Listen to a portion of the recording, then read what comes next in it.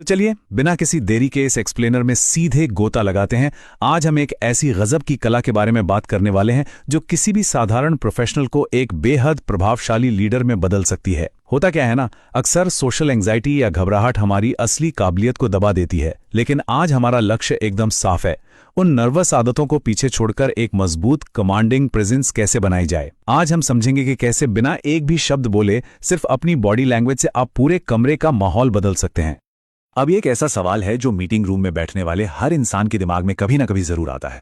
जरा सोचिए, एक तरफ वो लोग हैं जो घबराहट के मारे खुद को एक्सप्रेस ही नहीं कर पाते, और दूसरी तरफ कुछ ऐसे लोग होते हैं जो रूम में आते ही एक लीडरशिप वाली एनर्जी ले आते हैं। और मजे की बात तो यह है कि इसका इस बात से कोई लेना देना नहीं है कि किसके पास ज्ञान ज्यादा है। असली फर्क इस बात से पड़ता है कि कोई अपनी उपस्थिति यानी प्रेजेंस को कैसे कैरी करता है। अब जरा इस दिलचस्प डेटा पर गौर करते हैं। हमारी सबसे बड़ी गलतफहमी यही होती है कि हमें लगता है सिर्फ हमारे शब्द मायने रखते हैं, पर डेटा तो कुछ और ही कहानी बता रहा है। कम्युनिकेशन में शब्दों का रोल सिर्फ और सिर्फ 7% है। जी हां, सिर्फ 7%।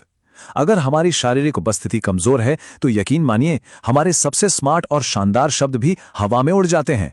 लोग हमेशा शब्दों से पहले आपकी एनर्जी को जज करते हैं। अगर कंधे झुके हैं या आवाज कांप रही है तो ज्ञान चाहे जितना हो, प्रभाव औसत ही रह जाता है। तो चलिए पहले पॉइंट पर आते हैं, बिना बोले पावर डायनामिक्स, जिसका सीधा सा मतलब है भावना से पहले एक्शन लेना। कम्युनिकेशन की दुनिया की एक बहुत ही कड़वी सच्चाई है।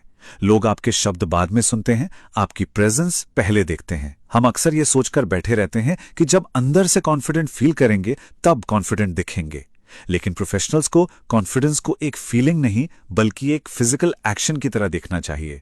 जब कोई जानबूझकर सीना तान कर चलता है या मजबूत आई कांटेक्ट बनाता है तो वो असल में अपने ही दिमाग को ये ट्रेन कर रहा होता है कि हां, मैं यहां सुरक्षित हूं, और यही बाहरी एक्शन धीरे धीरे अंदर का असली कॉन्फिडेंस बन जाता है। दूसरा अहम पॉइंट है आई कांटेक्ट से एंकरिंग, यानी 3 से 5 सेकंड का नियम।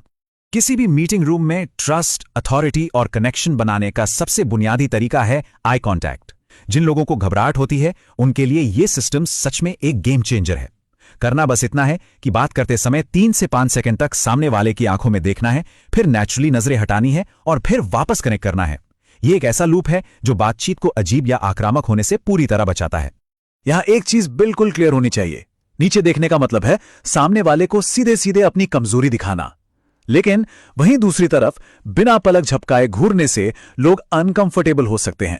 इसलिए अगर कोई चाहता है कि उसे सीरियसली लिया जाए तो ये बीच का रास्ता, ये बैलेंस बनाना बहुत जरूरी है। और सच कहें तो यही सटीक बैलेंस ही असली पावर है। आगे बढ़ते हैं पॉइंट नंबर 3 पर, नर्वस फिजिकल जेस्चर्स को हटाना और उद्देश्य के साथ आगे बढ़ना। हमारी बॉडी का एक एक मूवमेंट चीख चीख कर हमारे बारे में बता रहा होता है। सिकुड़ी हुई बॉडी लैंग्वेज, बंधे हुए हाथ, ये सब डर और अनकंफर्टेबल होने की निशानी है। इससे लोग खुद को बंद कर लेते हैं, लेकिन इसके एकदम उलट खुली हुई, स्थिर और कंट्रोल में रहने वाली मुद्रा तुरंत रेस्पेक्ट डिमांड करती है।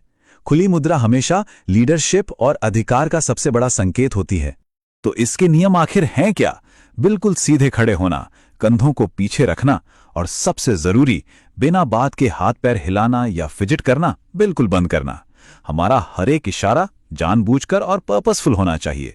बार बार पैर हिलाने से मेंटल इंस्टेबिलिटी दिखती है।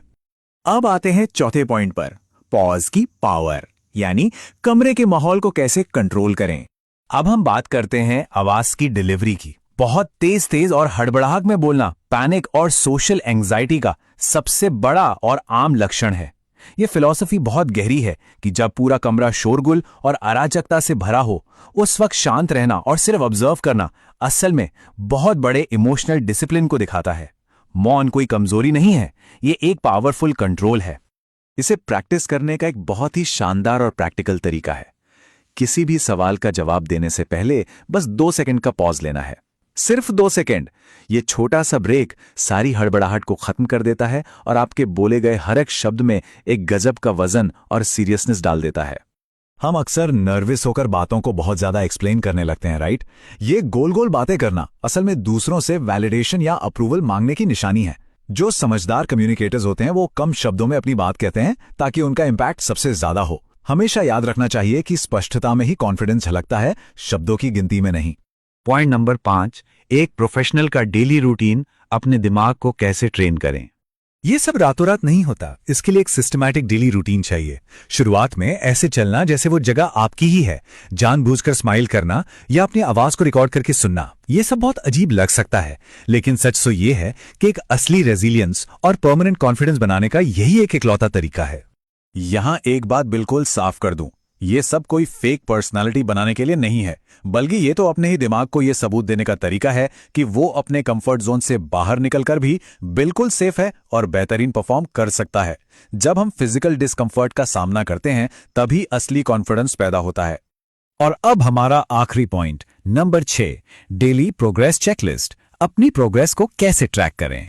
तो सबसे जरूरी बात यह है कि किसी भी आदत को पक्का करने के लिए उसे ट्रैक करना बहुत जरूरी है। हर रोज काम खत्म होने पर एक बार इस चेकलिस्ट पर नजर डालनी चाहिए। क्या आज 3 से 5 सेकंड का आई कांटेक्ट मेंटेन हुआ? क्या शोल्डर्स पीछे की तरफ थे? क्या बोलते टाइम 2 सेकंड का पॉज लिया? यही वो डेली ट्रैकिंग है जो हमारी इन छोटी छोटी कोशिशों को एक मास्टर क्लास में बदल देती है। तो आखिर में हम इस बहुत ही जरूरी सवाल के साथ इस चर्चा को खत्म करेंगे। क्या हमेशा सिर्फ ज्ञान और शब्दों पर ही निर्भर रहना है? क्योंकि शब्द तो तभी काम आते हैं जब हमारी फिजिकल प्रेजेंस उन्हें सपोर्ट करे। इन टूल्स का इस्तेमाल करके माहौल को बदलने की चॉइस हमेशा हमारे हाथों में होती है। तो अब ये सोचना है कि क्या घबराहट भरी आदतों के पीछे छुपकर अदृश्य ही रहना है, या फिर अपनी शानदार प्रेजेंस से पूरे कमरे पर अपना अधिकार जमाना है। चॉइस आपकी है।